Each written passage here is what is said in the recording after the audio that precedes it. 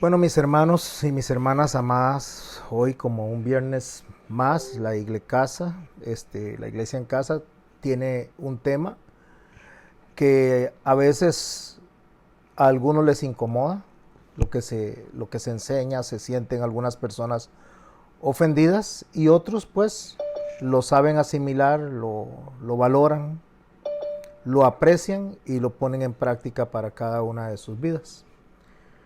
El tema que Dios puso en mi corazón para hoy le titulé entre signos de interrogación, ¿es club social o iglesia de Dios? Cuando ustedes escuchan ese tema, lo primero que se les viene a la mente es un montón de cosas que suceden dentro de las congregaciones hoy en día, dentro de los centros de reunión, y le voy a llamar centros de reunión y congregaciones porque se dice mal la iglesia, aunque estoy haciendo la pregunta, o entre signos de pregunta, club social o iglesia de Dios, es en referencia al entendimiento que tiene la gente del lugar de reunión. Porque el lugar de reunión es el templo. Nosotros tenemos que preguntarnos qué pasa en ese lugar de reunión, qué es lo que estamos haciendo en ese lugar de reunión.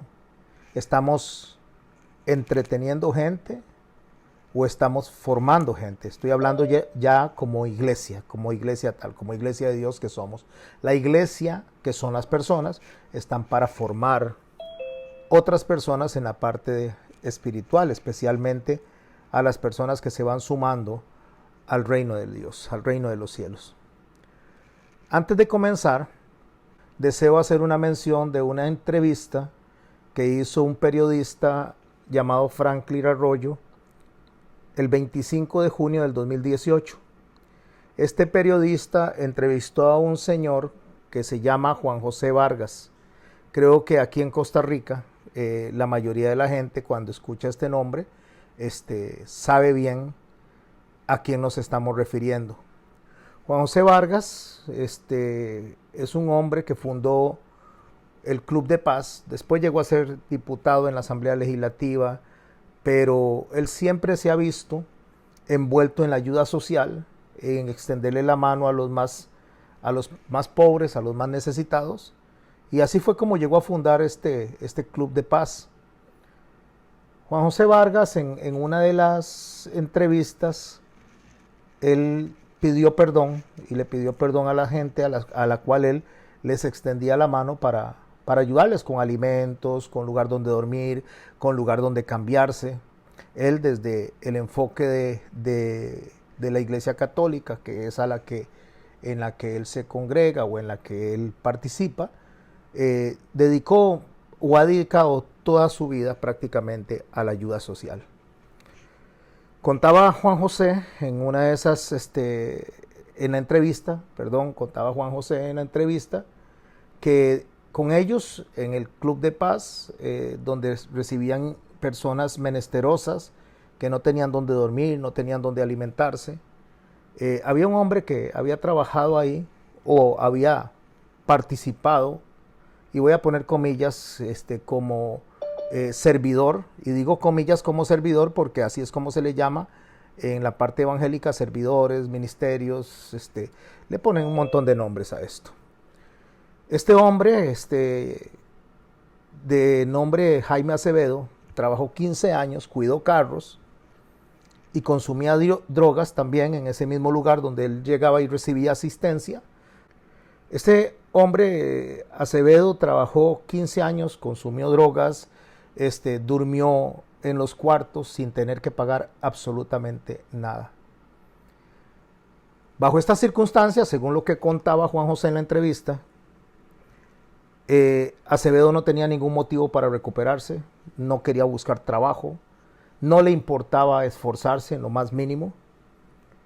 Lo que se ganaba cuidando carros se lo fumaba porque tenía comida, tenía cobija, tenía ropa que le regalaban. O sea, básicamente no sufría ninguna necesidad. Así es como Juan José se da cuenta de que muchas organizaciones en Costa Rica han caído en ese círculo vicioso donde por buena fe y con buenas intenciones y con mucho amor recogen provisiones para gente menesterosa, para gente necesitada, sin darse cuenta, decía Juan José en la entrevista, que están criando vagabundos. Y en el mejor de los, eso es en el mejor de los casos, están haciendo vagabundos en el mejor de los casos, pero en el peor de los casos están haciendo delincuentes. Este hombre Acevedo, para comenzar, era un hombre capaz, que podía buscar trabajo, podía ganarse la vida, pero él contaba dentro de la entrevista, cuando recogieron y recopilaron todo lo que sucedía, él contaba, Acevedo me refiero, no a Juan José en este caso, porque la entrevista enfocó a los dos, y decía: uno olvida la vergüenza para solventar la hambruna. Estoy leyendo textualmente la entrevista, que a uno se le da después de cada fumada. O sea, cuando fumaba la droga, le entraba un montón de hambre. Y dice que una vez encontró $600, se encontró, más o menos unos 300,000 colones. Y dice que se los consumió todos en droga en 2 días. No se compró ni comida, no compró pantalón, solamente compró drogas, porque él sabía que allá le iban a regalar lo que él quería o necesitaba para subsistir en cuanto a la alimentación. Bueno, Juan José Vargas se da cuenta de lo que está pasando en el Club de Paz y varía las reglas, recapacita con lo que está pasando. Ahora no le niega la comida a las personas, pero hizo un cambio drástico en lo que estaba presentando él como ayuda social. Metió charlas, metió la palabra de Dios. Juan José dice que él pide perdón por haberle dado a la gente alimentación sin darle la palabra de Dios. Y lastimosamente, mucha gente pone fundaciones, pone centros de ayuda, pone lugares de reunión, y lo que hacen es entretener a la gente, y a veces, en el mejor de los casos, lo que dan de la palabra del Señor, de la Biblia, son 5 minutos, y a veces demasiado 10. O se quedan solo con un versículo y una oración, como dizque para no hacer que la gente se vaya. Para que no se vayan y para que se queden ahí. Y mis hermanos y mis hermanas no se van a ir porque les están dando comida gratis, ropa gratis, dormida gratis. Bueno, Vargas explicó que dar comida, ropa, cobija a estas personas menesterosas es una acción buena, pero no es correcto. Porque lo único que se fomenta, según sus palabras, es el facilitismo y no les permite a ellos esforzarse en lo absoluto. Dijo Juan José, en palabras textuales: creo que darles un almuerzo, una monedita a la gente que lo necesita es bueno, pero no es correcto. Estamos cayendo en un asistencialismo que condena a la gente a un pozo más profundo y creamos una nueva adicción. Les damos todo regalado y ellos no dan ni el mínimo esfuerzo, añadió. Quise comenzar con esto porque cuando Juan José se percata, después de tantísimos años de estar haciendo eso, que él pensaba que estaba haciendo lo bueno, yo creo que eso nos debe llevar a nosotros a recapacitar qué estamos haciendo nosotros también como iglesia. Yo no digo como el templo, como centro de reunión, sino como iglesia. Porque la gente muchas veces se acerca con diferentes necesidades espirituales y otras se acercan con necesidades materiales. Cuando hablo de las necesidades materiales, hablo de que mucha gente se acerca a la iglesia con el fin de que Dios les resuelva sus problemas materiales. Tal vez no están en una situación pecaminosa, tal vez no están cayendo en adulterio, en drogas, tal vez no están en cosas que sean delictivas, tal vez sean buenas personas, pero que se acercan a la iglesia porque, y cuando hablo de iglesia, recuerden, menciono al templo, se acercan a ese lugar de reunión con el fin de que esas personas les solventen las necesidades materiales, no las espirituales. Y de hecho, muchos dirigentes, pastores, o como el caso de Juan José, que lo mencioné durante la introducción a la enseñanza, tratan de resolverle esas necesidades espirituales. Pero en las congregaciones evangélicas ya se pasaron de las necesidades materiales y y obviando las espirituales de las personas a las necesidades financieras del negocio, o digo negocio porque es así como lo veo, los que toman la palabra de Dios para enriquecerse. Entonces empiezan a exaltar las necesidades financieras del lugar en lugar de confrontar el pecado. Preguntándome yo, ¿cómo es posible que una persona haga manipulación para obtener dinero y las personas se dejen engañar cuando se supone que les están predicando a un Dios todopoderoso, dueño de todas las riquezas, y que usted no necesita manipular a Dios? Dios va a bendecir porque a Él le place. Dios va a dar porque a Él le place. Y si no le place, pues no lo va a hacer, porque Él es Dios y no tenemos por qué cuestionarlo. Bueno, en estos lugares se han llegado al punto, y estoy hablando de los centros evangélicos, porque es lo que deseo mencionar hoy, cuando inicio la charla con la pregunta club social o iglesia de Dios. Esto sucede, si nos preguntamos nosotros, por un error, porque la persona fue mal enseñada, o nos podemos preguntar por ignorancia, porque nadie les enseñó nada mal, pero realmente existe la ignorancia en cuanto a lo que se está haciendo, o con una conducta deliberada, que sería pecado en ese caso. ¿Por qué? Porque una conducta deliberada es aquella persona que lo hace para que lo vean. Escuchaba hoy a un predicador argentino que decía que la gente se acerca a servir a la iglesia no para servir a Dios. Bueno, no voy a generalizarlo como él no lo generalizó. Lo que él dijo es que algunas personas se acercan a servir a Dios, pero no por servir a Dios, sino para que los vean sirviendo. Y eso es parte de lo que estamos hoy aprendiendo. Nosotros nos acercamos a la congregación y participamos con la iglesia para la gloria de Dios o para la gloria propia.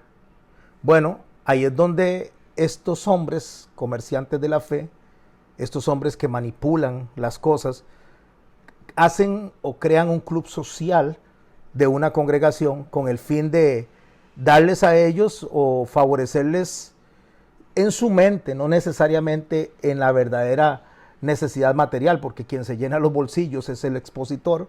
La gente lo que hace es darle sus riquezas a esa persona, y esas personas, en lugar de exaltar, como les digo, la necesidad espiritual, hacen canciones y presentan canciones antropocéntricas, que quiere decir que es para exaltar al hombre, que habla más de la criatura que de Dios. De hecho, el predicador se vuelve un motivador, un populista.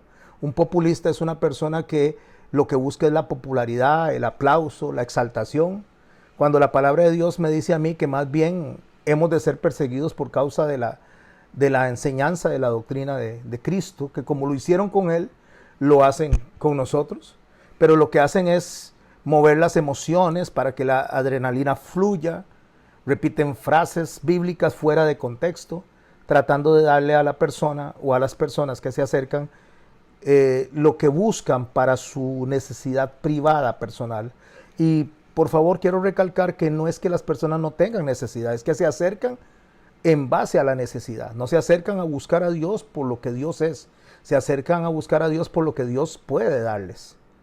Así que hacen de la tarima, o sí, porque así se llama tarima, no es un púlpito, no es un lugar de adoración, sino es una tarima donde se suben supuestos talentos, a veces personas frustradas con la música porque no tuvieron reconocimiento afuera en el campo secular, entonces llegan a cantar ahí porque aunque sean 5, 6, 10, 20 personas que les estén aplaudiendo, ya se sienten famositicos, y digo famositicos hablando de Costa Rica, pero se sienten famosos, se sienten reconocidos, entonces andan de lugar en lugar simplemente exaltando emociones y diciendo que esto es parte de lo que es la enseñanza bíblica, ¿verdad? Y no es así, porque la enseñanza bíblica no trata de eso. Entonces agarran estas tarimas, estos supuestos talentosos, y cuando digo supuestos talentosos me refiero a que habrán muchos que tienen talento, son buenos cantantes, pero hay otros, mis hermanos, que de verdad que lastiman los oídos, y cuando no se hace para Dios, peor todavía, porque no hay un espíritu que lo esté ministrando a uno a través de lo que están haciendo. A eso le suman luces psicodélicas, le suman humo, le suman vapor, Parece más bien un nightclub en lugar de un centro de adoración. Se inventan ministerios, el ministerio de la cocina, el ministerio de las papas fritas, el ministerio del que limpia, el ministerio de las sillas, y empiezan a inventar ministerios de ministerios con el fin de tener a la gente haciendo algo que se sientan útiles porque están, en lugar de servir a Dios, muchas de estas personas están sirviendo para que los vean. Entonces, tratan de mantenerlos ocupados, así mantienen la membresía, así aumentan la membresía y la gente se siente comprometida y no desea alejarse porque sienten que alejarse de ese club social, porque es un club social, básicamente, es alejarse de Dios.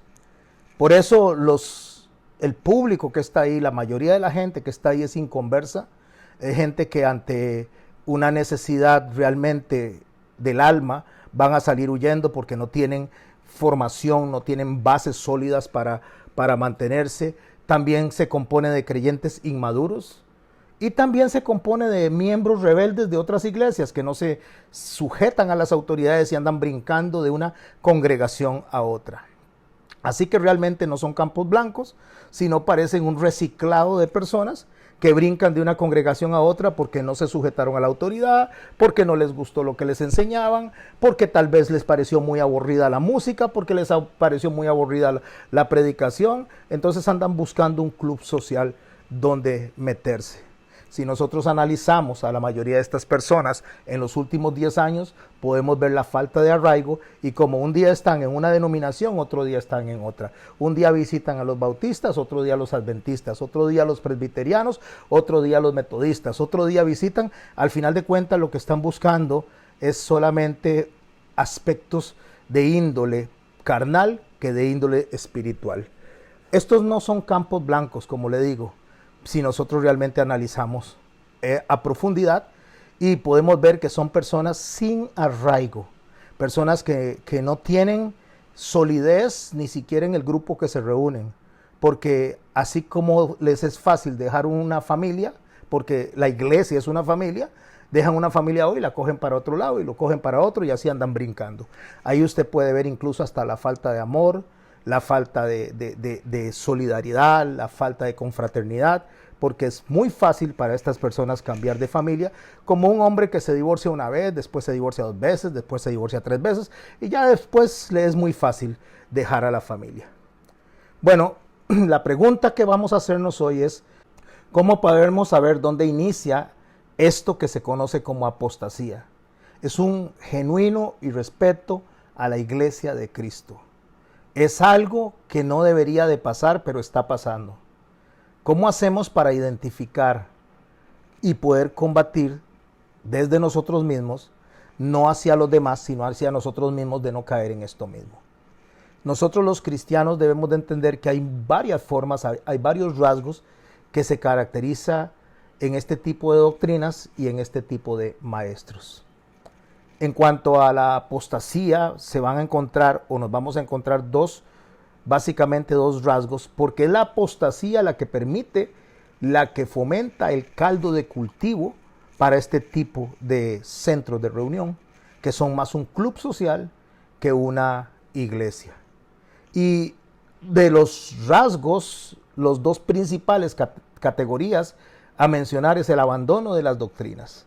Las doctrinas que el Señor dejó, se abandonan las enseñanzas y se empieza a camuflar lo que son las verdades junto con mentiras.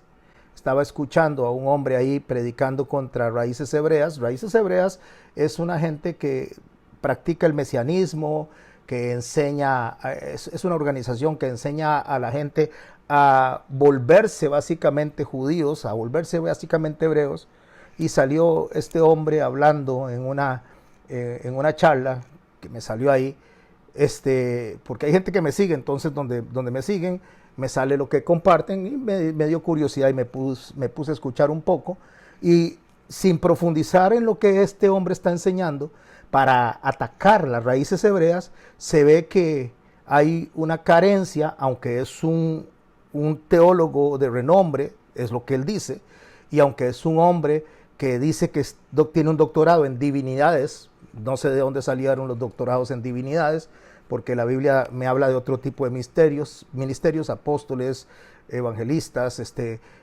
predicadores, maestros. Y no entiendo dónde sale eso, pero no se trata de que yo lo entienda o no lo entienda, pero sí hace una serie de manejo de las matemáticas, especialmente lo que son los números de lo que es la antropología y también lo que son los censos de la Biblia, hasta caer, mis hermanos, lastimosamente, prácticamente en lo ridículo, para defender la posición en contra de estas personas mesiánicas. Y digo mesiánicas porque el mesianismo trata de hacer al gentil judío y empieza a excusar el no practicar o no entender o no estudiar realmente el Antiguo Testamento tal y cual es, usando números tan errados como decir que no pudieron haber llegado más de 80,000 personas de regreso de la salida de Egipto, porque entraron 70 personas, obviando que fueron 400 años los que pasaron entre un momento y el otro, lo cual haría que los números, por supuesto, de la población aumenten más de lo que él estaba pensando, diciendo que tal vez la gente que había en Jerusalén cuando fueron dispersos los judíos, eran alrededor de 200 o 300,000 personas, cuando estadísticamente, según los reportes y los registros de los mismos romanos, se calcula que había entre 1,5 millones de personas en Jerusalén, y que en los días de fiesta llegaba a 2,5 millones. Esto lo que quiero tocar es solamente para mencionarles que no necesariamente porque una persona se pare al frente a enseñar, y aunque tenga los títulos que tenga, significa que sabe lo que está diciendo. Entonces eso hace que se abandonen las doctrinas, se basen en ciertos factores que tal vez los manejan en cuanto a lo que es la antropología, en cuanto a lo que es las personas que investigan los restos de las poblaciones. Esto tiene un nombre y ahorita no me acuerdo muy bien.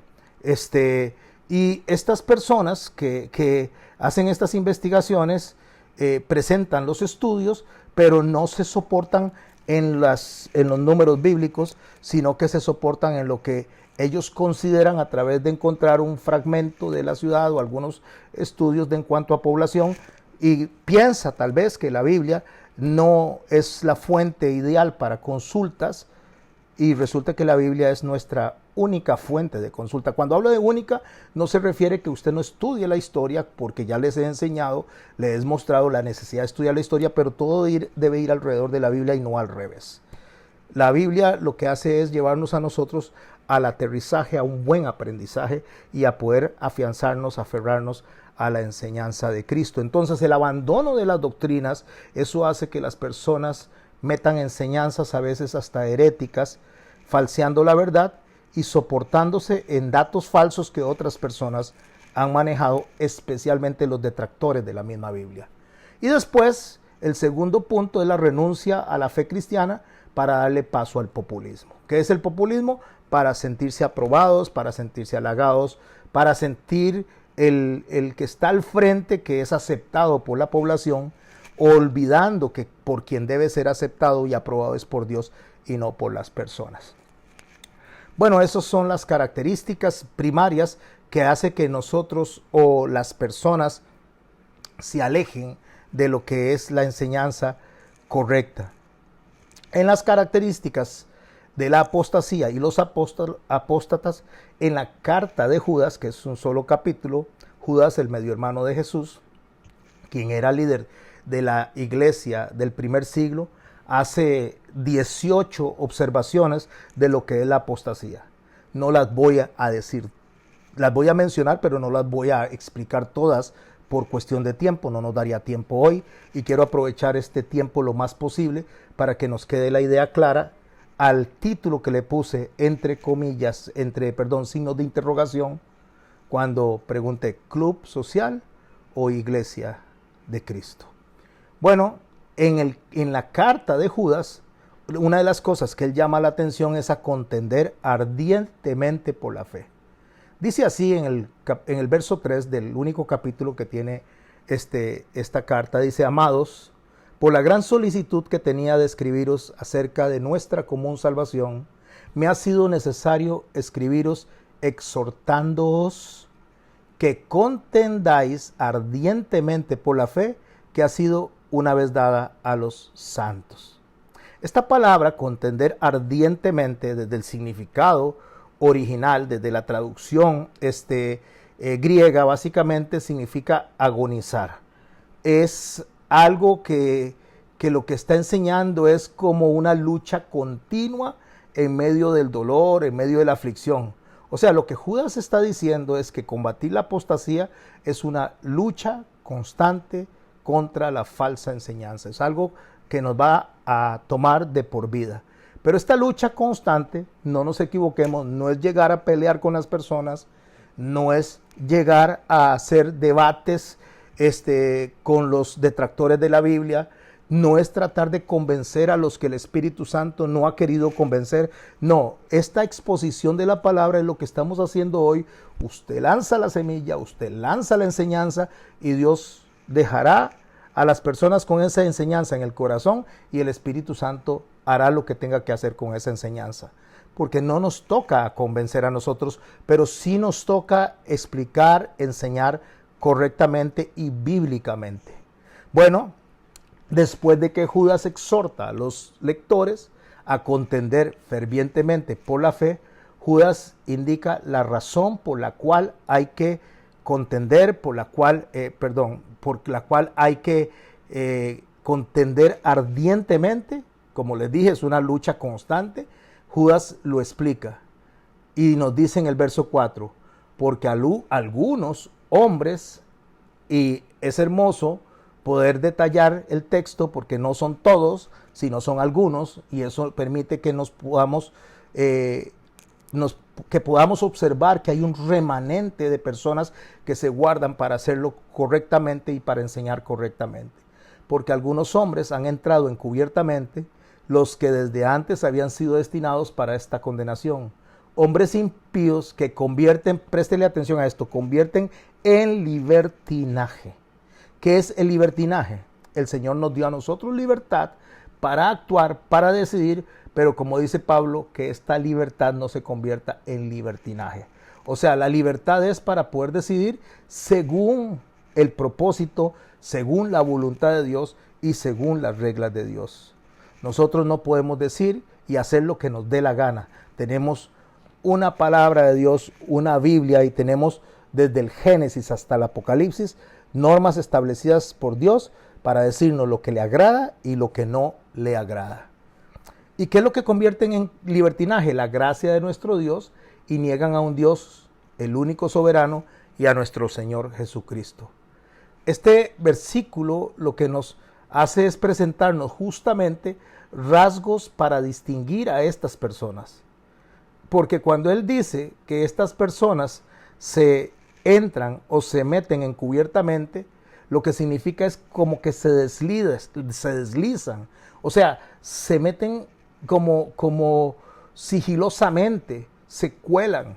O sea, lo que Judas está diciendo es que es raro que una persona llegue a engañarte de manera descarada, abierta, porque si no sería muy fácil detectar.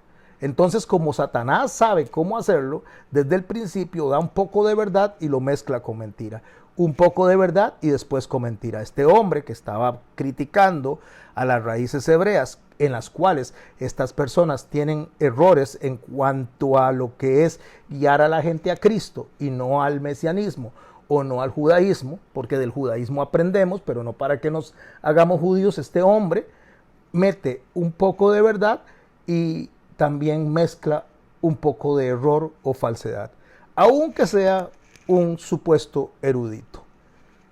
Así que, mis hermanos y mis hermanas, nosotros no debemos de esperar que los apóstatas parezcan malos o que pronuncien tal vez palabras de herejía directa. No. Al comienzo de las enseñanzas empiezan suavecitos, empiezan a enredar a las personas y después vienen y les caen con la mentira y empieza a hacerse cada vez más fuerte la mentira. Porque en lugar de negar la verdad rotundamente, el apóstata lo que hace es que ha verdades adaptadas a su propia agenda. Judas, en la carta que estamos en mención, donde, repito, solo tiene un capítulo, menciona él 18 rasgos de los apóstatas. No voy a describirlos todos, solo los voy a mencionar. Usted léalos, usted estúdielos, estudie qué significa cada uno de esos rasgos y voy a concentrarme básicamente en lo que me llevó al título de hoy, Club Social o Iglesia de Dios. Según Judas, los apóstatas son impíos, eso lo encuentra en el verso 4, moralmente pervertidos, en ese mismo verso, niegan a Cristo, y después dice que mancillan la carne, ese es en el versículo 8, mancillar la carne significa que en nuestra humanidad, que lo que nosotros somos, entonces esos apóstatas agarran y hacen uso de lo que debería ser honrado para guardar el Espíritu Santo, pues se utiliza de manera impropia. Ignoran a Dios, dice en el verso 8, proclaman falsas visiones, o sea, inventan cosas que les dicen haber tenido de visión. En el verso 10 dice que son autodestructivos, son murmuradores. En el verso 16 dice que son buscadores de faltas. En el verso 16 también dice que son autocomplacientes, o sea, se complacen a sí mismos, son amadores de sí mismos. Y son arrogantes, son falsos, les gustan los halagos, se burlan de Dios, causan divisiones. Y en el verso 19 dice que tienen una mentalidad mundana. Y por supuesto, no sorprende que diga que no tienen al Espíritu Santo.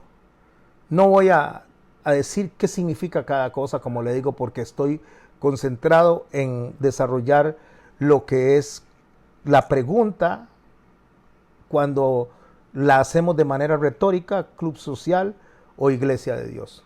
¿Cómo es que los apóstatas hacen eso? O sea, Pablo le dice a Tito cómo es que eso se va desarrollando.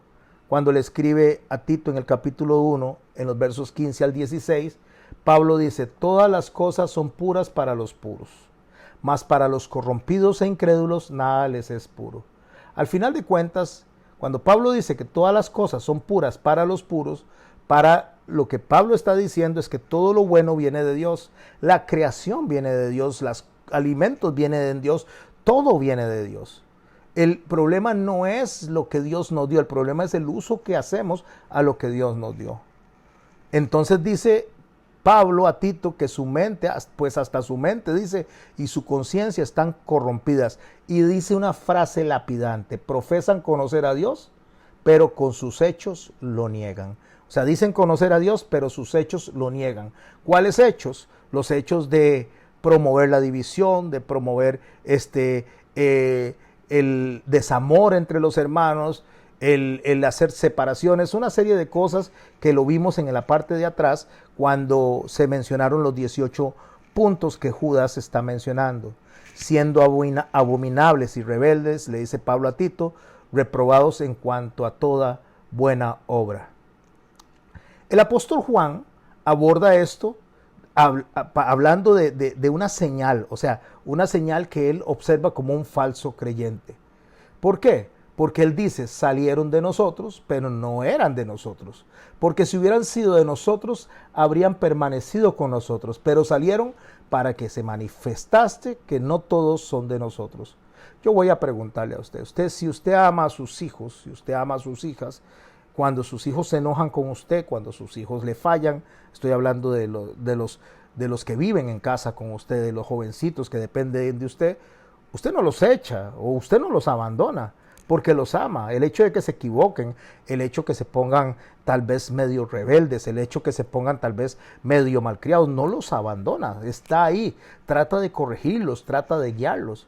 De la misma manera, una persona que se va porque no puede reconciliarse con el hermano, no puede reconciliarse con la hermana y prefiere irse para otro lugar antes de acercarse a hacer lo que Dios dice, pues no es de nosotros, es lo que dice, salen de nosotros porque no son de nosotros, porque el que es de nosotros va a cumplir con lo que Dios dice, y Dios dice, perdónense los unos a los otros. La persona que no hace aplicación de este primer mandamiento, que es amar a Dios sobre todas las cosas y al prójimo como a nosotros mismos, como lo estamos aprendiendo en las puertas de la ciudad los sábados, no es una persona que esté reflejando a Cristo. Una persona que refleja a Cristo, aunque esté en disgusto, aunque no le guste lo que el otro está haciendo, va a procurar la paz, va a seguir la paz. Todos los libros del Nuevo Testamento, todos, excepto Filemón, hablan de advertencia de la falsa enseñanza. Satanás no se acercó al jardín del Edén con un argumento visible de lo que él quería hacer. Se acercó con una idea central, que es lo que el apóstata básicamente hace hoy en día. ¿Cuál es la idea central? La idea central de Satanás es: con que Dios os ha dicho que no comáis del árbol del huerto. ¿Qué le está diciendo? Ponga en duda lo que Dios dice. ¿Qué es lo que hace una persona cuando pone en duda lo que Dios dijo? Cuando desecha el Antiguo Testamento, cuando desecha las figuras del Señor, cuando desecha cada uno de los mandamientos, cuando no le hace fuerza en su predicación a la Biblia desde el Antiguo Testamento hasta el Apocalipsis, desde el Génesis hasta el Apocalipsis. Cuando sustrae apenas textos que le convengan para su populismo, para su manipulación, para generar dinero, para hacer un club social. Entonces enseña una Biblia sesgada, una Biblia parcializada, una Biblia que acomode ciertos textos a su bienestar propio. Porque eso es lo que hizo Satanás desde el principio. Sembró una idea con que Dios os ha dicho. Bueno, lo que Dios dice no es realmente de aceptar, porque Dios sabe. Es lo que le dijo Satanás a Eva. Dios sabe, dice, que el día que usted coma de eso serán abiertos sus ojos y serán como Dios, sabiendo el bien y el mal.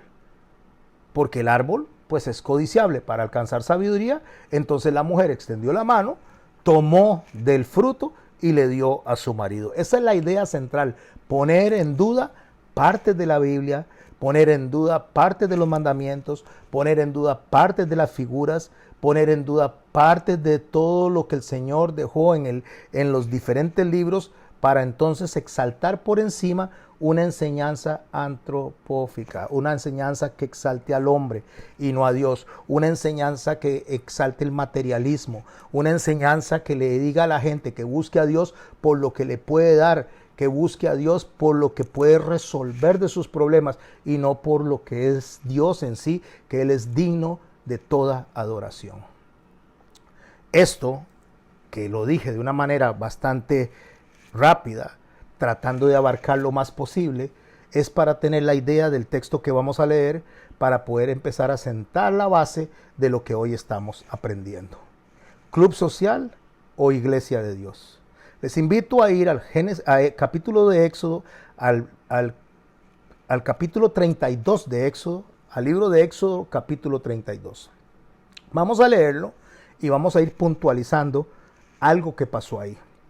Voy a tratar de ir viendo las partes que me gustaría que reforcemos para poder entender lo que está pasando hoy en día, que también se vio ahí. Dice el verso 1 de Éxodo 32. Viendo el pueblo que Moisés tardaba en descender del monte, se acercaron entonces a Aarón y le dijeron: Moisés se había ido a la montaña, Dios lo había llamado, le estaba dando las tablas de la ley. Pasó más tiempo del que ellos creían que iba a durar Moisés. Entonces se molestaron, ya no querían esperar a Moisés, pensaron incluso que hasta se había muerto tal vez. Entonces se acercan y le dicen a Aarón, leyendo el texto, dice: levántate, haznos dioses que vayan delante de nosotros, porque a este Moisés, el varón que nos sacó de la tierra de Egipto, no sabemos qué le haya acontecido. Aquí vemos el primer error a la hora de interpretar lo sucedido. El varón que nos sacó de Egipto. No fue Moisés el que lo sacó de Egipto. Moisés lideró lo que Dios había dicho que debía de hacerse para sacarlos de Egipto. Quien los sacó de Egipto fue Dios.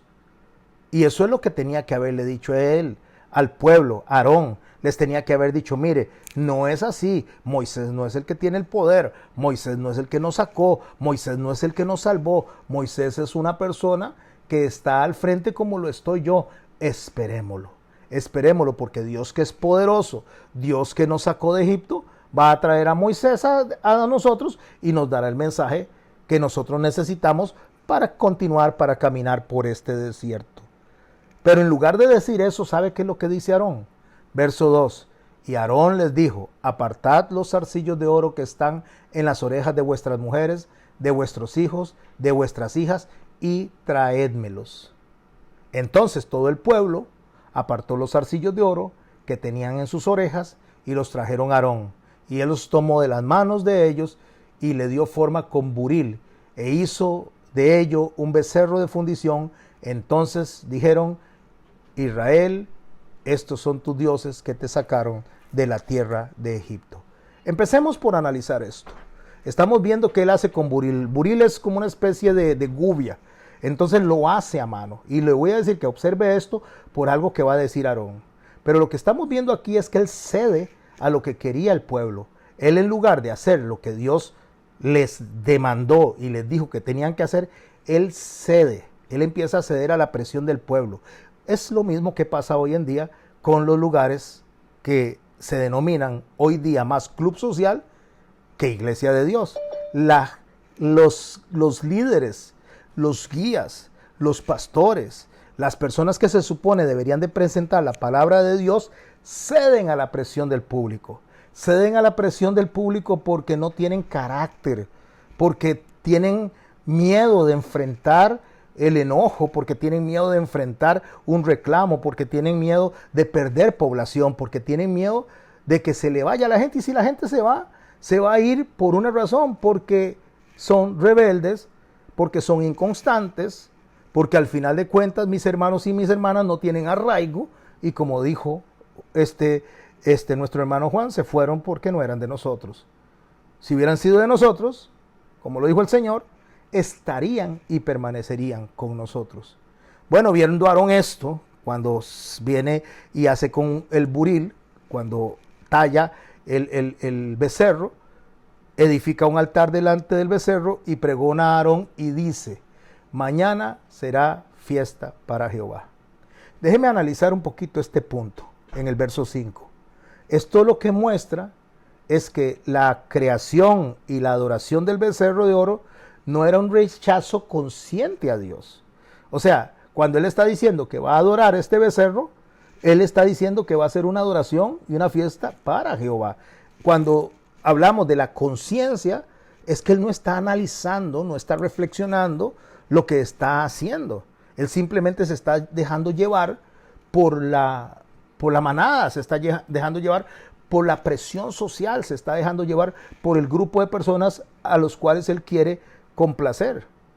El resto de Israel, pues, pensaban igual que él, muy probablemente. Y es que vamos a analizar algunos puntos que tal vez los han pasado por alto. No digo que todos los hayan pasado por alto, pero tal vez algunas personas hayan pasado por alto algunos puntos importantes que van a repercutir en los tiempos modernos en la conducta de la gente buscando un club social en lugar de buscar la formación bíblica, la formación espiritual. Entonces, mis hermanos y mis hermanas, ellos vienen y construyen, él viene y a buril, a punta de gubia, hace ese becerro. Al día siguiente, dice el verso 6, madrugaron, ofrecieron holocaustos, presentaron ofrendas de paz y se sentó el pueblo a comer y a beber y se levantó a regocijarse. Préstele atención a esto. Aquí no dice que estaban haciendo actos de inmoralidad sexual. Aquí no dicen que estaban haciendo ataques, cosas pecaminosas. No dice eso. Aquí lo que dice que ellos estaban haciendo eran cosas que se ven buenas, pero no son buenas si no se hacen bajo la dirección, el principio que Dios estableció. Y Dios había establecido un principio cuando los sacó a ellos de Egipto: no se harán dioses ajenos. Ese es el principio. Amarás a Dios por sobre todas las cosas. Ese es el principio. Ellos estaban violentando ese principio, estaban violentando ese mandamiento. Y dice que ellos madrugaron, ofrecieron holocaustos, presentaron ofrendas de paz, cosas que están descritas también en el Levítico, y se sentó el pueblo a comer y a beber y se levantó a regocijarse. No están haciendo cosas malas, o por lo menos no es lo que parece. No hay nada malo en eso. Dice el Señor Jesucristo que al final muchos van a decir, en tu nombre predicamos, echamos fuera demonios, hablamos en lenguas, sanamos personas, y no son cosas malas en apariencia, pero salen fuera del orden o se hicieron fuera del orden que Dios estableció. Porque hay ignorancia en la enseñanza, porque hay ignorancia en lo que se está presentando. Hay ignorancia, y no solo ignorancia, sino falta de confrontación. Falta de confrontación al pecado, que era lo que tenía que haber hecho Aarón y haberle dicho a ese pueblo, no señor, así no es, vamos a esperar a Moisés. Y si Moisés se murió, yo me hago cargo de esto, pero eso no lo vamos a hacer. Pero no, él lo permitió, se apuntó con el pueblo. Él caminó a la forma en que el pueblo se sentía cómodo. ¿Para qué? Para estar bien él también. Básicamente, verso 7 dice, entonces Jehová dijo a Moisés, anda, desciende, porque tu pueblo que sacaste de la tierra de Egipto se ha corrompido. ¿En dónde se corrompió? Y las películas son muy hollywoodenses. Las películas ponen que hubo sexo, que hubo depravación sexual. Si bien es cierto que el abandonar el camino del Señor puede llevar a la depravación, el texto no está diciendo eso. El texto dice que se corrompió. Y más adelante vamos a ver ciertos aspectos que el pueblo estaba haciendo, o por lo menos ese grupo de pueblo que pensaron que con eso estaban haciendo las cosas bien. Solo que un grupo de personas se apartó de ellos y no adoró, que es el pecado que ellos están haciendo ahí, al becerro de oro. Ese es el pecado, ese es el centro. El centro es haber adorado al becerro de oro. Pronto, dice el Señor en el verso 8, se han apartado del camino que les mandé. ¿Cuál es el camino que les mandó? Los mandamientos. Los mandamientos que la gente dice que hoy no aplica, que eso era para los judíos, que eso era para la gente de antes. Y los mandamientos indican diciendo que a Dios hay que amarlo por sobre todas las cosas, que solo hay que adorarlo a Él y que no hay que hacer ídolos y que no hay que hacer adoración a los ídolos, a dioses ajenos. Eso es lo que dicen los mandamientos. Y de eso es que se apartó el pueblo. Y no solo se apartó, dice, del pueblo, del camino que les mandó, sino que se han hecho un becerro de fundición, ahí está el centro del problema, y lo han adorado y le han ofrecido sacrificios. Y han dicho, Israel, estos son tus dioses que te sacaron de la tierra de Egipto. Estos, primero dijeron que Moisés. Entonces, primero dijeron que Moisés era el que tenía el poder, básicamente de una manera no explícita, pero sí, no implícita. Este hombre fue el que nos salvó. Pero ahora ya se olvidaron de Moisés, Aarón lo permitió y ya va en crecimiento la mala conducta de ellos hacia Dios. Entonces ahora dicen que estos son los dioses que nos sacaron de Egipto. Y menciona que él está diciendo, ellos están diciendo dioses en plural, que te sacaron de la tierra de Egipto. ¿Por qué están diciendo en plural si básicamente lo que tienen es un becerro? Porque en la mente de ellos, ese pensamiento que ellos tenían, ellos venían acostumbrados de un lugar donde se adoraba todo, se adoraba lo que apareciera. Entonces en la mente de ellos había una multiplicidad de adoración. Bueno, dijo Moisés, dijo más a Jehová a Moisés, verso 9. Yo he visto a este pueblo que por cierto es de dura cerviz. Dura cerviz es, la cerviz es aquí, la nuca. La dura cerviz es como, no sé si a usted le ha dado tortícolis, no sé si nuestros hermanos de otros países entienden o para ellos es lo mismo que es la tortícolis, que es una tensión que se da en los músculos del cuello en la parte trasera y uno no puede mover el cuello hacia ningún lado. Entonces, cuando dice que son de dura cerviz, lo que está diciendo es que no pueden agachar la cabeza. ¿Para qué agachar la cabeza? Para arrepentirse, para pedir perdón, para llegar en humillación delante de Dios. Este pueblo es de dura cerviz, o sea, tras de que hacen lo malo, se ponen arrogantes, soberbios y defienden la maldad. Ahora pues, déjame que se encienda mi ira contra ellos y los consuma, y de ti yo haré una nación grande. Igual que en los tiempos de hoy, igual que la gente que en lugar de reconocer y decir esto no está bien, esto no es bíblico, lo que estamos haciendo dentro de la congregación no es Biblia, como lo hizo Juan José.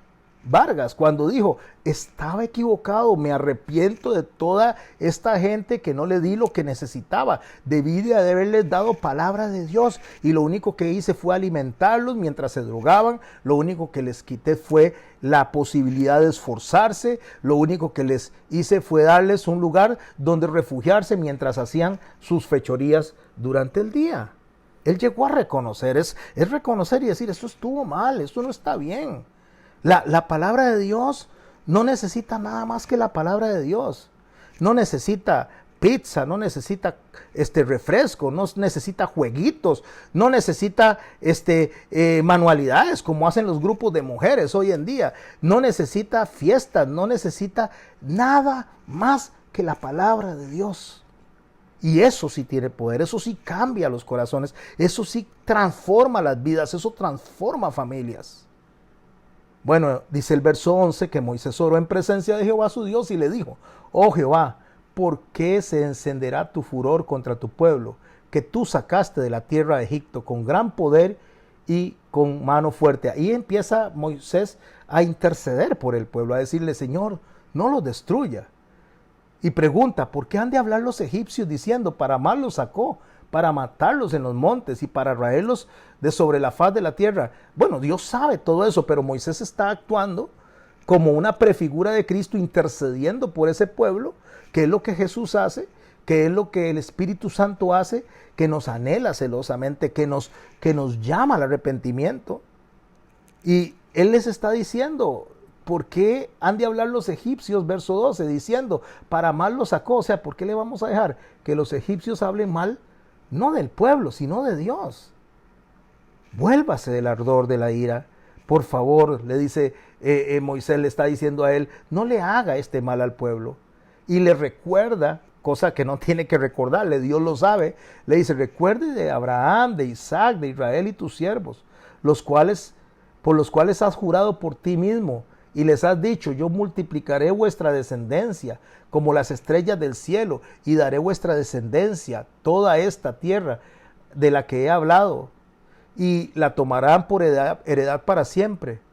Entonces Jehová se arrepintió. Esta palabra arrepintió no es una palabra como nosotros la percibimos, sino cambió, decidió no hacer lo que iba a hacer del mal que les iba a hacer al pueblo. ¿Qué es lo que Moisés hace en ese momento? Moisés hace una prefigura de Cristo, intercesión, y es lo que Dios constantemente está haciendo. ¿Cómo lo hace Dios? A través de un mensaje como el de hoy, a través de mensajes de personas que vienen y llaman la atención a este tipo de conductas en esos clubes sociales que dicen ser iglesias de Dios.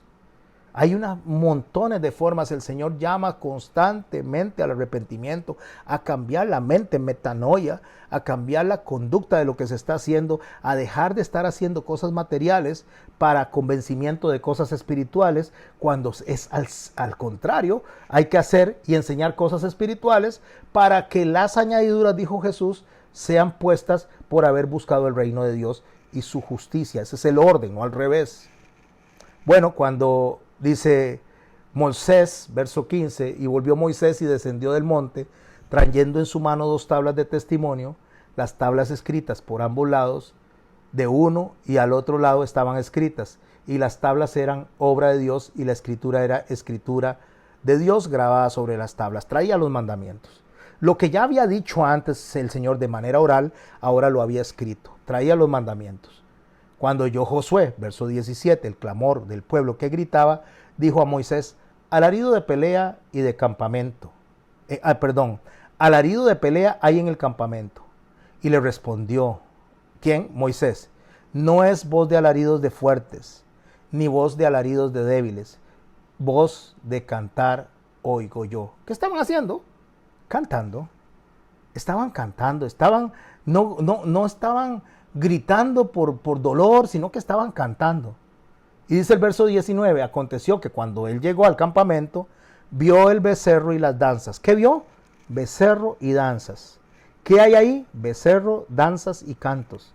¿Qué es lo que hicieron? Se apartaron de lo que es la adoración hacia Dios y se volvieron en adoración hacia el becerro. Y por eso que él vio, ardió la ira de Moisés. Arrojó las tablas de su mano y las quebró al pie del monte. Y tomó el becerro que había hecho y lo quemó en el fuego y lo molió hasta reducirlo a polvo y lo esparció sobre las aguas y lo dio de beber a los hijos de Israel. Vean, mis hermanos, voy a hacer una pausa aquí antes de leer los otros versículos para ir aterrizando en la enseñanza de hoy, para ir ya dejando el espacio para que conversemos.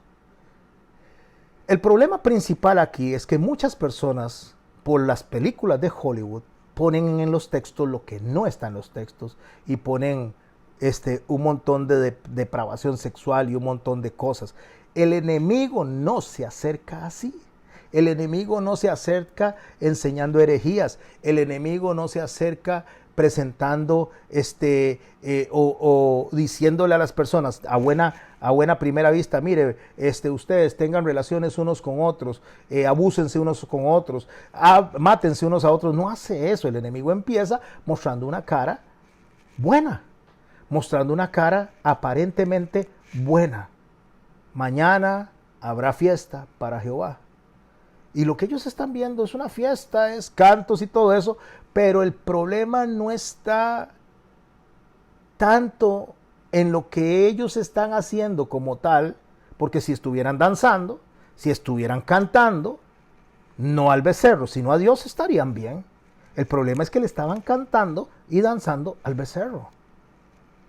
Ese es el problema, ese es el centro. Y cuando la gente viene y empieza a hablar de cosas que la Biblia no dice, a presentar cosas que la Biblia no ha presentado, se salen de la enseñanza correcta y no se dan cuenta que el principio de todo el problema que hubo en Éxodo capítulo 32 se llama haber adorado a otro que no era Dios, haber adorado al becerro. Ese es el centro del problema. Eso es el que desató todo. Y Moisés le dice a Aarón, verso 21, ¿qué te ha hecho este pueblo que has traído sobre él tan gran pecado?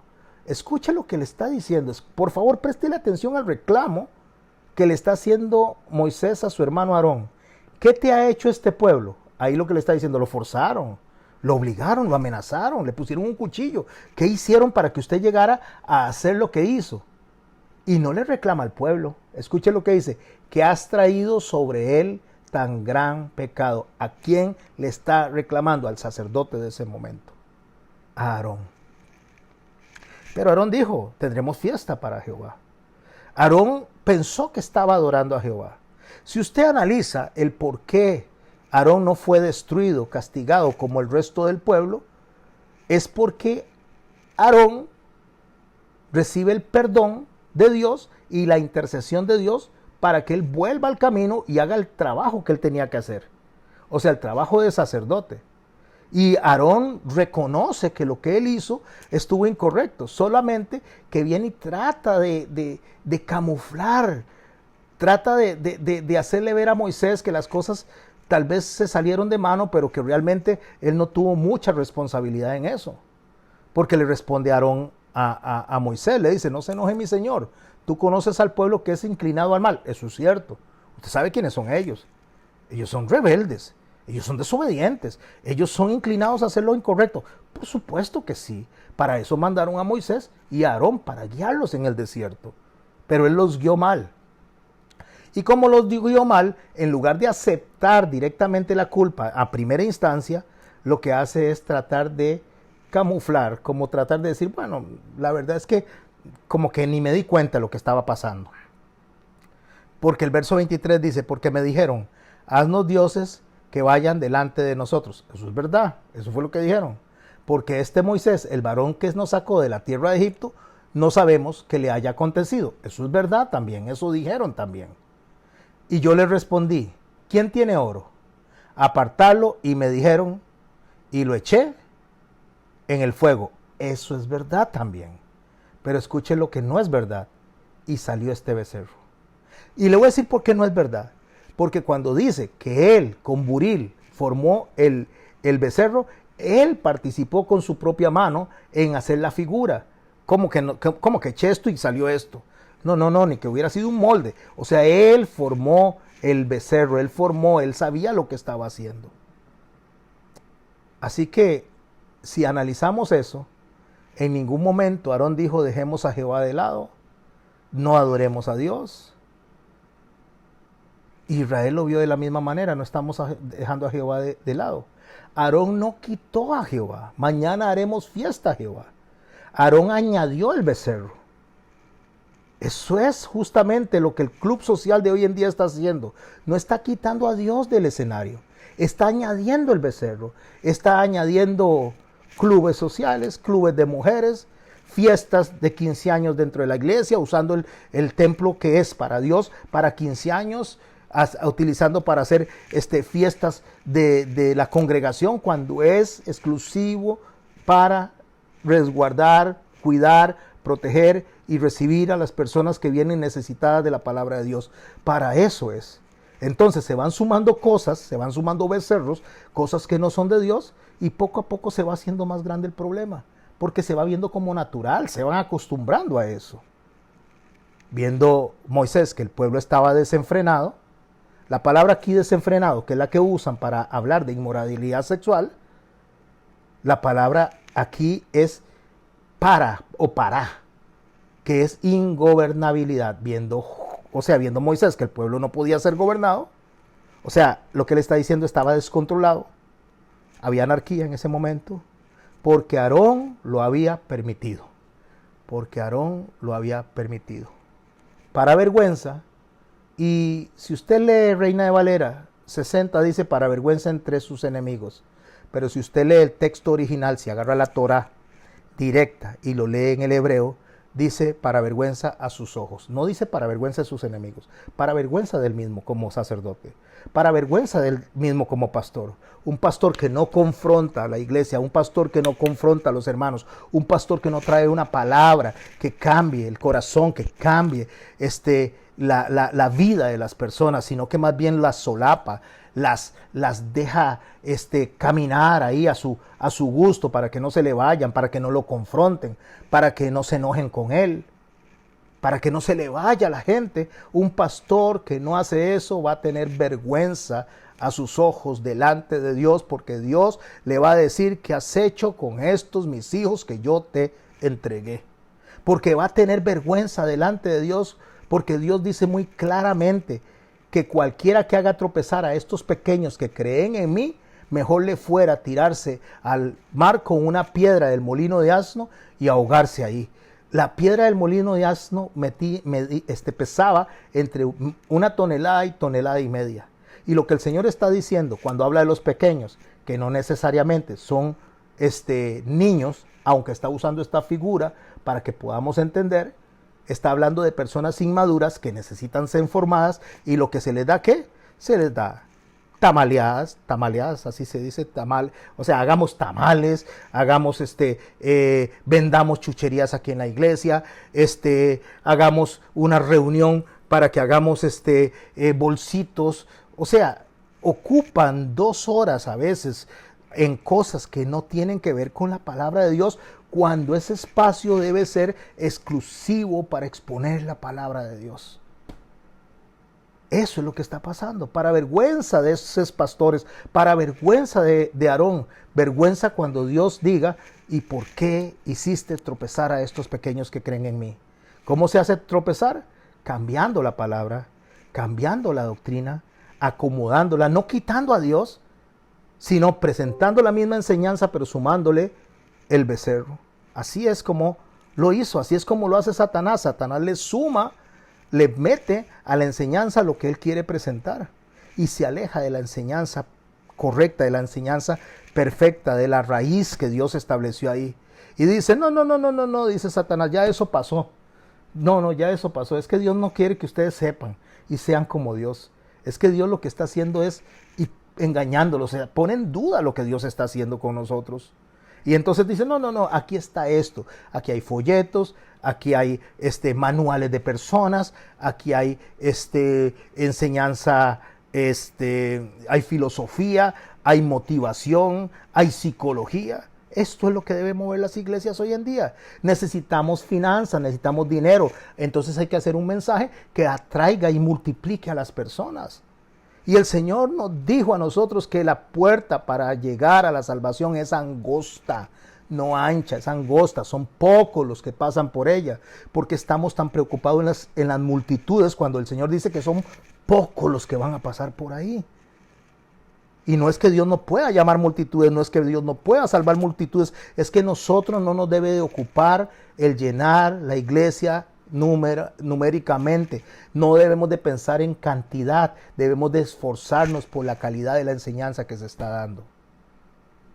Entonces se puso Moisés a la puerta del campamento y dijo: ¿quién está por Jehová? Júntense conmigo. Y se juntaron con él todos los hijos de Leví. Entonces digo, ok, ¿quién está con Dios? ¿Quién va a seguir conmigo en este camino? ¿Quiénes de los que están aquí en la iglesia, el llamado de Cristo? ¿Quiénes los que están en la iglesia bíblica Renacer? ¿Quiénes de los que están en la iglesia casa? El pastor José Garmendia dice, ¿quiénes van a caminar conmigo? Van a caminar conmigo basado en lo que Dios dice. ¿Quiénes van a estar en favor de Dios? ¿Quiénes van a estar siguiendo lo que Dios establece? ¿Quiénes están a este lado? ¿O quiénes van a seguir haciendo comercio? ¿Quiénes van a seguir haciendo cosas que piensan que con estrategias humanas van a poder rescatar a la gente? ¿Quién va a seguir en eso? ¿Quién está allá y quién está acá? Y él les dijo, así ha dicho Jehová, el Dios de Israel. Ponga cada uno su espada sobre su muslo, pasad y volved de puerta a puerta por el campamento y matad a cada uno, a su hermano, a su amigo y a su pariente. ¿Qué le está diciendo él ahí? Le está diciendo, no pongan en primer lugar ni siquiera a la familia antes que a Dios. Ponga siempre en primer lugar a Dios antes que a la familia, antes que a usted mismo. Ese es el mensaje que está dando. No está diciendo que vaya y mate a su familia, pero no ponga en primer lugar a su familia. Lo que es de Dios es de Dios. El día del Señor es del Señor. La adoración es del Señor. El tiempo que le corresponde al Señor es del Señor. No es negociable. Eso es lo que Dios está diciendo. Y los hijos de Leví, que representan el sacerdocio, y los hijos de Dios que me están escuchando, y las personas que quieren agradar a Dios que me están escuchando, y se van a salir de ese concepto de que con cosas materiales, con películas, que con fiestas, que con fresquitos, que con juguitos, se va una persona a redimir de su pecado, como lo dijo Juan José, perdón porque me equivoqué, perdón porque en lugar de darles palabra de Dios, les di cosas que al final de cuentas los hicieron vagos, a otros los hizo delincuentes y no terminaron donde tenían que estar. ¿Qué es lo que hizo Juan José?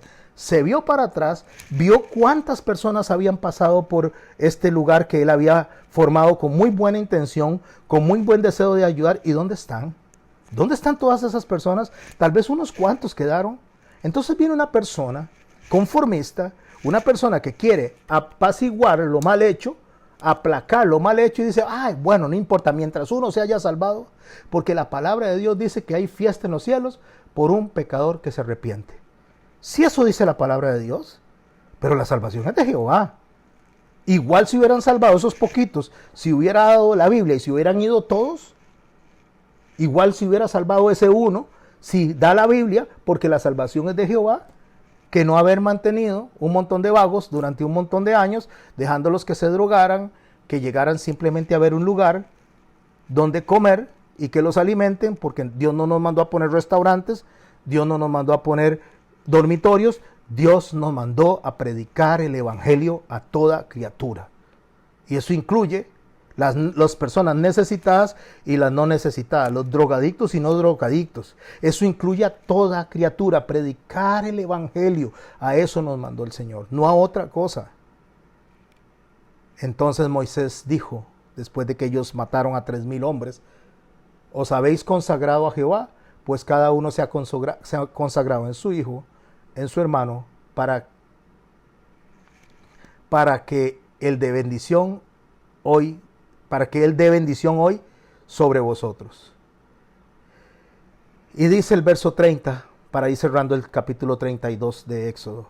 Y aconteció que al día siguiente dijo Moisés al pueblo, vosotros habéis cometido un gran pecado. Ah, listo. ¿Cuál es el pecado, Moisés?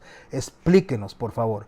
Vosotros habéis cometido un gran pecado, pero yo subiré ahora a Jehová, quizás le aplacare acerca de vuestro pecado.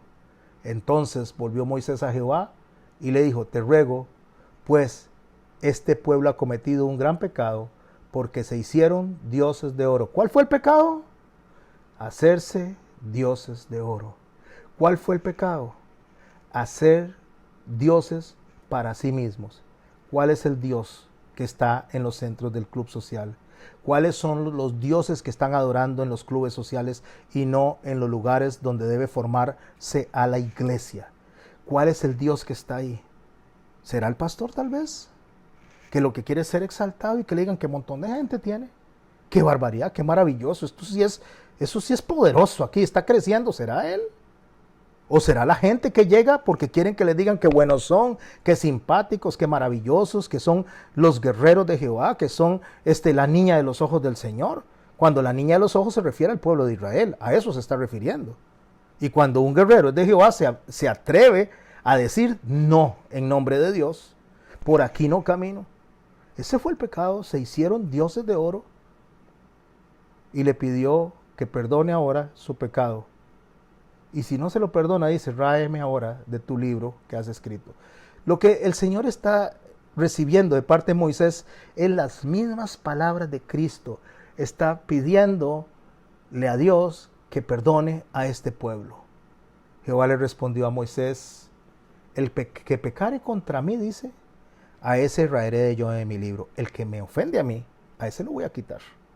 Ese no lo voy a salvar. Ve pues ahora, lleva a este pueblo donde te he dicho. Regréselo al camino. Vuélvalo al sendero. He aquí mi ángel irá delante de ti, pero en el día del castigo yo castigaré en ellos su pecado. ¿Qué le está diciendo? Vea, el día que yo tenga que llamarlos a cuentas, los voy a llamar a cuentas. No los voy a mandar a la perdición, no los voy a mandar al fuego eterno, pero de que tienen que pagar las consecuencias, las tienen que pagar. Por eso el texto termina diciendo, y Jehová hirió al pueblo porque había hecho el becerro que formó Aarón. La adoración al becerro de oro, mis hermanos, fue la violación directa al primer mandamiento de Dios, que dijo, no tendrás dioses ajenos delante de mí. Él lo había dicho del Éxodo capítulo 20, verso 3 de manera oral. Dios se enojó con el pueblo por su pecado de idolatría, la falta de fidelidad al pacto. Y esas fueron las consecuencias que tuvieron disciplinarias. Así que mis hermanos, prediquemos la Biblia como la Biblia está escrita, no como a nosotros se nos ocurre. En ningún lado dice que ellos cayeron en inmoralidad sexual. Eso fue pensamientos de alguien para hacer una película. Lo que dice claramente en el texto es que ellos adoraron un becerro de oro, que ellos pusieron su mirada en un becerro de oro y se alejaron de lo que Dios había demandado. Y repito, ellos no quitaron a Dios del escenario. Ellos sumaron al becerro de oro en el escenario. Eso fue lo que pasó. Vamos a orar, le vamos a dar gracias a Dios y volvemos en unos minutos para conversar. Padre bueno, en el nombre de Jesús te damos gracias por la palabra de esta noche, Señor. Hemos visto, Señor, cómo las personas han llegado a recapacitar, entre esos yo mismo, por haber querido, Señor, atraer a las personas de la manera equivocada, atraerlos tal vez con un buen deseo, atraerlos con el deseo de que se rindieran delante de ti, queriendo hacer un trabajo que le corresponde solo al Espíritu Santo. Ayúdanos, Señor, a confiar en tu palabra, a tener la fe que la palabra expuesta, Señor, es como una zaranda, Señor, que se van a quedar los que te aman y se van a ir los, Señor, aquellos rebeldes que quieren seguir viviendo conforme a sus concupiscencias, y que no es un trabajo de nosotros, Señor, convencer a nadie. Ayúdanos, Señor, a entender que lo único que necesitamos nosotros dentro de la iglesia, Señor, es tu santa palabra.